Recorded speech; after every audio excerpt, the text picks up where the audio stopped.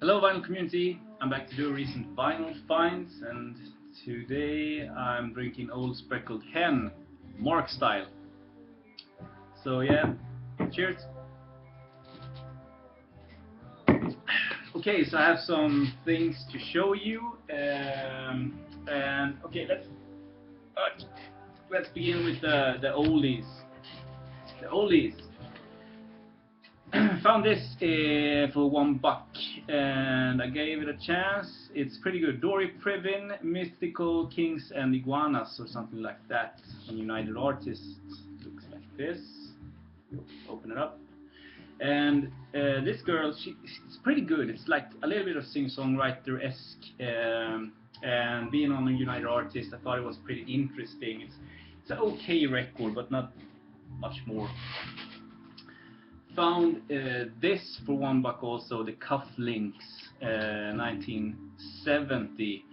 A little bit like Beatle-esque, not Beatle-esque, Beach Boys-esque, maybe I should say, like these harmonies, a lot of singing, and that sort of thing. And I think that the Cufflinks had a single that was very well known, and then later they released a full-length album, or maybe this is the second album, something like that.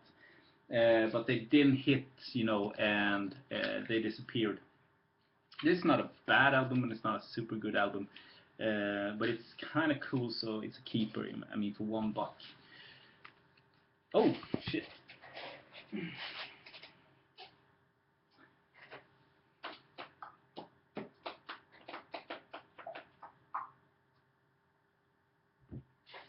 Okay, moving on. Sorry that. Finally have a copy of 10 Years After. And this is a monster of a record. I mean, get this. It's pretty easy to find for a great price, and it's a heavy blues record. Let's put it at a heavy blues record. And I thought of like a little bit of Zeppelin and a little bit of Sabbath at the same time, just because of the heaviness, maybe.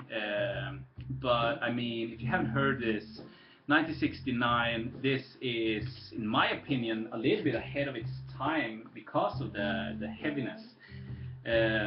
So if you have, your thoughts on 10 Years After and Alvin Lee and his kind of playing, give this a chance. It's nothing like the later Alvin Lee stuff, not at all.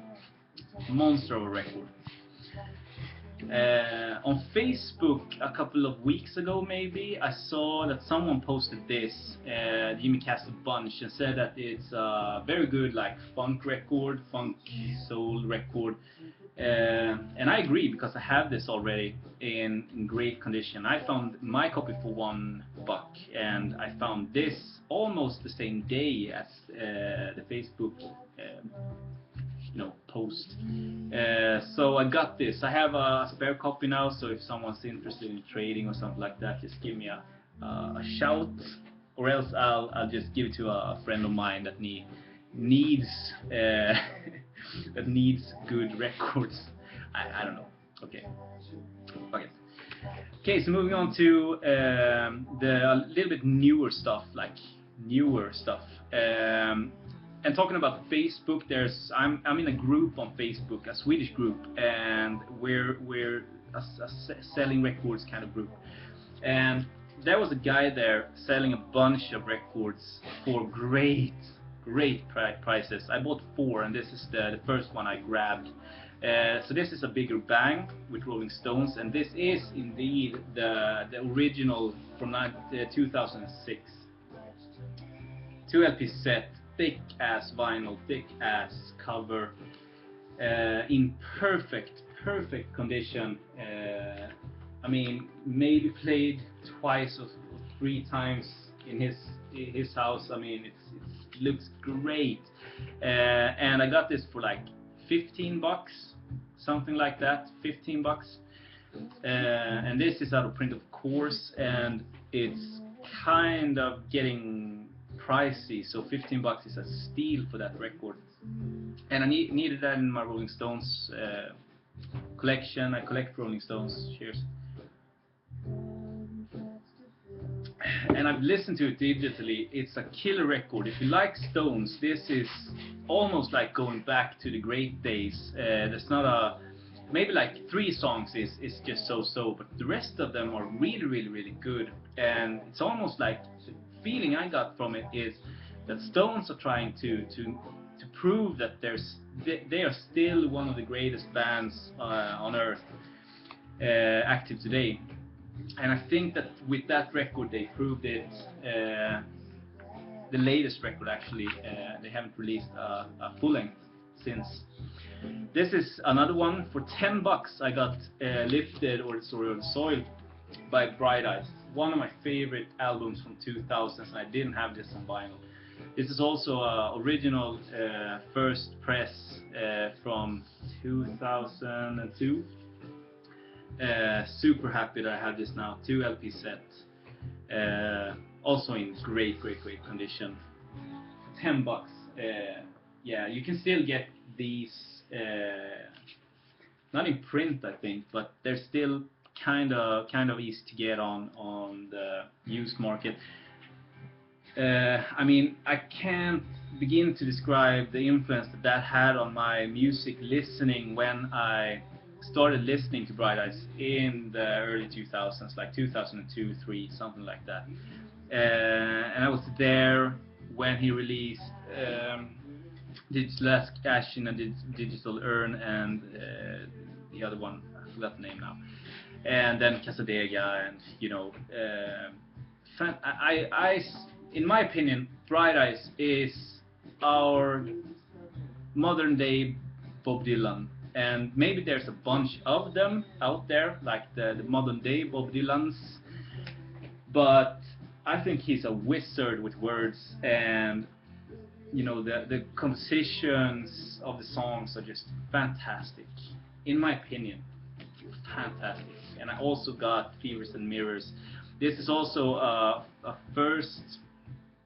original second press or third press, because the first press had the mirror sticker here, and the second and third didn't. So either or. From 2000, so this is a little bit earlier than that one.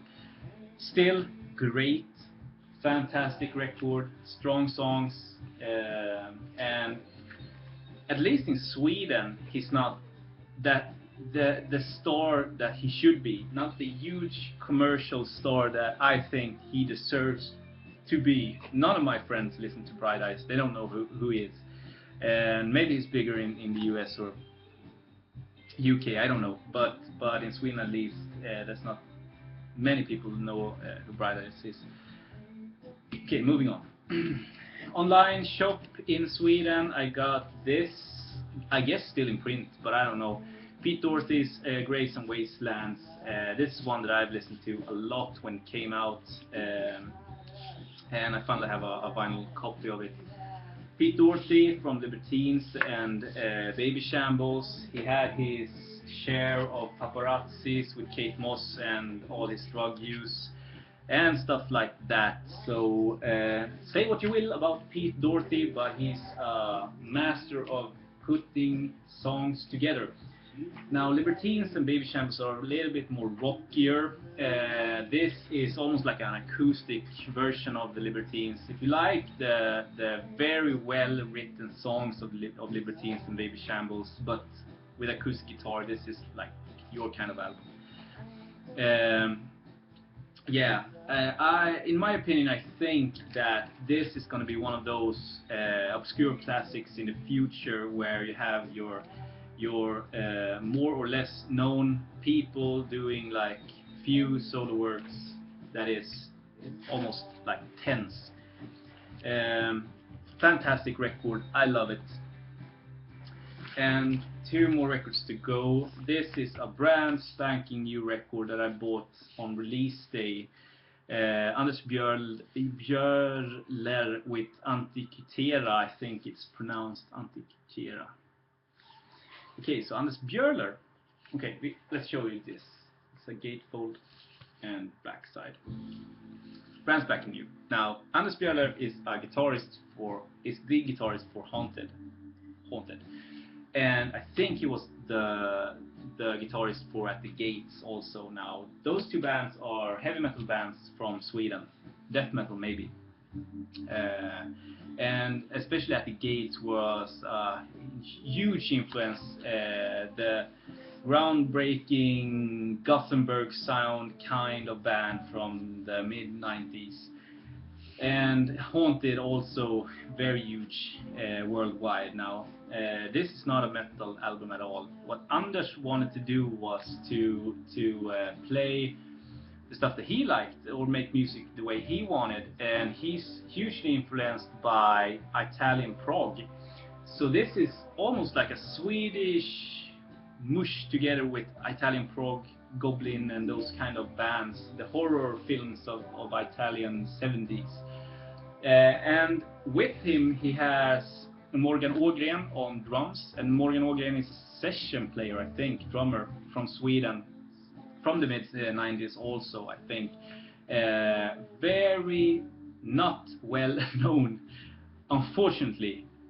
He's been on a bunch of tracks. He's playing nowadays with Kaipa, a great Swedish prog band, and there's a documentary out on him too. Check that out. Very indie-like, but I mean amazing if you're like Morgan Ågren. And in that documentary, a lot of famous, more known at least, drummers are talking about Morgan as one of the finest drummers out there in the world today. In this case, you know, Morgan is very experimental, but in this case, he's doing what he should on a rock record or a prog record. But still, great. And Dick Lövgren is playing bass on here. And Dick Lövgren is the bass player for Meshuggah nowadays. So, I mean, a fine-ass lineup on this one. All instrumental. If you like Italian prog, if you like Swedish prog, if you like instrumental prog, check this record out. It's fantastic. And I want to spread the word. Fantastic record. It's almost like I want to do one single review of it on YouTube just to get the word out there. But, you know, yeah, fantastic. And playing in the background, the last one also, and the last find of the Facebook group in this case was Tom Petty's Highway Companion. I'm not going to say that I wanted this for a while, because, I mean, of course I've wanted it, but I haven't been, you know, looking for it. I love Tom Petty, but this is one of those records that just... So yeah. 2 record set, fantastic sound quality, 180 gram, vinyl, thick vinyl, sounds perfect. Produced by Jeff Lynne, and it's got Mike Campbell on too, of course. Now, I think that this is not as good as Wildflower, and it's not as good as Full Moon Fever, and those kind of classic Tom Petty records. But I think that it's better than The Last DJ, for example. So maybe a little over the top of Tom Petty's records, a little bit. But then again, even the crappiest Tom Petty records, in my opinion, are good. So I'm happy. And $15 for that one. The Bright Eyes records were $10 each. So 15 for the Stones, and $10 each for the Bright Eyes records. And I mean, you can't argue about that price. This is also one that's out of print and kind of getting hard to get. Cheers. So yeah, that's it. Have a great day, everybody. Bye.